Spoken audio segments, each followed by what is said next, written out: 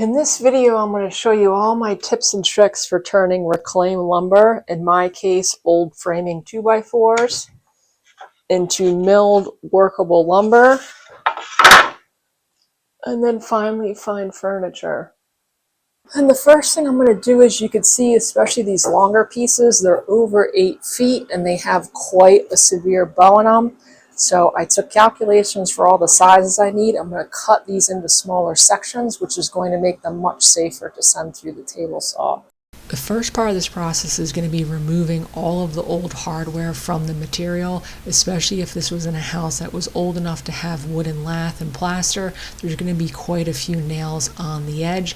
This is material I've had since last spring, so I already took it all out. I know some people will use metal detectors to find stuff in the middle. I don't really do that. I just use an older blade on my table saw, and I've never really had problems, but it's not a bad idea to get one if you're going to be working with this material a lot. One of the first downsides to reclaimed lumber is it's going to be thicker than modern dimensional lumber, so the carriage on my radial arm saw sat too low in order to send it through there, so I had to use the miter saw to cut these all up into smaller pieces. The process of milling this material, if you've ever milled rough saw material, is going to be pretty similar. The complexities that come into reclaimed lumber is just going to be the standard of the material. For example, until you cross cut it was when I found out I actually had what is here yellow pine 2x4s as well as Douglas fir 2x4s, so I had two different species I was dealing with. But also, as you can see, the older material is going to be more of a true dimension. It's going to be closer to 2x4, but wood was not really standardized until the 60s. So out of that stack of material, this one is a true 2x4, but the other ones weren't as thick or as wide as those boards. They were close, but they weren't the same. So after I cut them down into more manageable sizes and realized I was working with two different species, I could then split them in half on the table saw. The major bonus to this material being thicker is that I can split it in half and still be over 3/4 of an inch. So all of this material can be milled to 3/4 of an inch, and I could use it for my face frame and my doors. Modern lumbers that are 1.5 inches, you can't do that because by the time you remove the 1/8 of an inch from that kerf, you're already too thin for a lot of the hardware that's going to go on your machines. Now, I don't have a jointer, so I'm just sending this stuff straight through. It's a little hard to see, but after cutting it into smaller pieces, once you see the outer exterior taken off, the grain's really fine, so the stuff is actually quite straight. Sometimes that's not the case. You'll get boards that are really compromised. In that case, you really should joint 1 or 2 edges in order to safely send it through your machines. If you don't have a jointer, there are jigs that you can make for your table saw that will joint an edge and get it safer. But as you could see, I was fine with doing this, and I had a wider board that I was going to use for all of the panels in my doors, which ended up not working out as well as I thought it was going to be. You'll see later in the video. But the thicker material I was ripping down to about 7/8 of an inch, and this was a heavy 5/16, and then I could plane all of that material to the size I wanted. And the reason this material wasn't going to work as much is with that rough exterior and the fact that most of this reclaimed lumber's pine, it was full of a lot of knots. And modern lumbers, especially if you go to a lumber yard, you're going to be buying a nicer grade of lumber without knots. So working around all of the imperfections in reclaimed lumber is also an issue. I know a lot of times they say to overestimate at least 10% when you're buying hardwoods. For this stuff, I would say go quite a bit more, because a lot of these boards I had to cut out pieces and work around imperfections, which led to a lot of waste.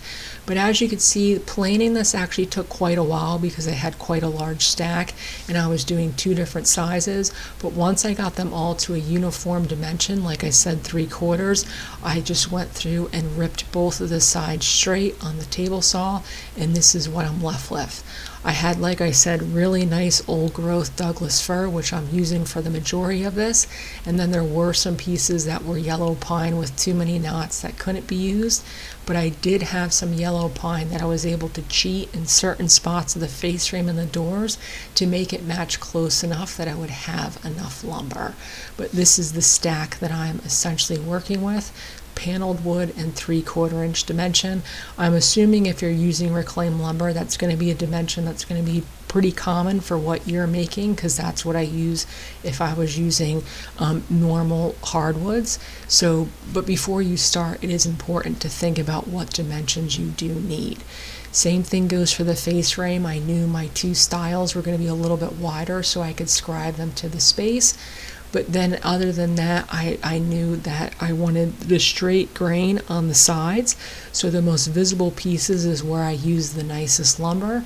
And then in the middle of this face frame is where I hid some of that southern yellow pine, because this cabinet's going to be full overlay, so you won't really see those parts. So I could use that material up in the center without wasting some of that nicer grained material on the side.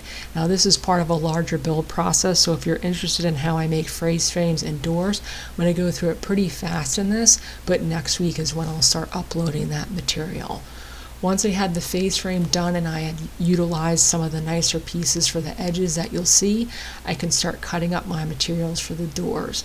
Now this is a single vanity, but there's going to be 8 doors on it, and some of them are facades, some of them are for drawers, but there's still 8. And it's I'm kind of not copying an older piece, but it's a similar style. So I had been to the customer's house and she had 2-inch stiles and 1.5-inch rails. That worked out perfectly, because with how I ripped these down, it was enough that if I split those boards into 2 and 1.5 inches, I can get 2 pieces out of each side. So I have a cut list here, and I went through and I just started cutting up all of my rails and stiles, avoiding knots and building up my stack so that I could go and send all my pieces through and put my uniform groove on them. I did not make the doors and the drawer fronts all at the same time, but I wanted to make sure I milled up all of my pieces at the same time so that everything would work when it came time to putting all of those together. I could put the tongue on there and start building those out. You can see the practice pieces are the yellow pine, and then for the paneled wood, it was hard getting pieces that didn't have knots in them or striations, essentially from the fact that the wood's older. This older lumber gets very brittle. You're going to get a lot of splinters working with this stuff. There's oxidation issues. There's UV rays issues with reclaimed wood. And even though this was inside, you'll still have heat issues, especially on older homes that won't always have full HVAC.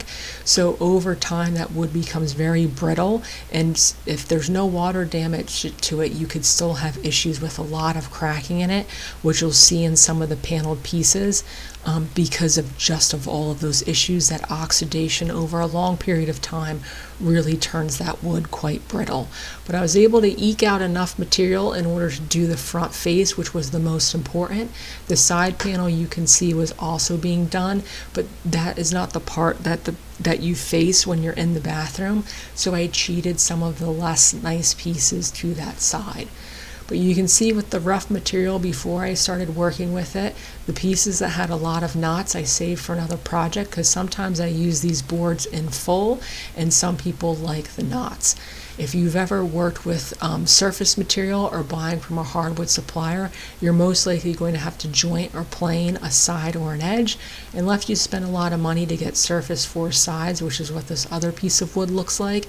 So the process to this is not very dissimilar from just buying regular lumber. It's more so working around imperfections. For example, this piece had termite damage that I could not see until I started cutting it open. So both of these edges were pretty much void. Knots, once again, I said is going to be a major issue in this material, as well as oxidation on these smaller pieces. You could see just how bad it is. Most of this material is going to be pine. That's the most popular one because people are pulling this out of old homes. Barnwood's really popular. If you're using old siding, be careful because they could have lead-based finishes on them. You don't want that stuff airborne in the shop. And you can buy hardwood reclaimed lumber, but it starts to get really expensive. You can also buy reclaimed lumber that's already surfaced for you, but once again, the price point is going to be quite high. Nail holes are going to be black all the way through the piece, once again because of just time and oxidation. And then you could see the plane actually tore out most of the knots in all of this wood because of brittleness and dryness of the lumber. But the pieces that are nice, you'll be able to get quite a fair amount of material. Will have that really nice old tight grain that you just can't find in modern lumbers. But one of the pieces was completely damaged by termites, and I just thought it was pretty crazy.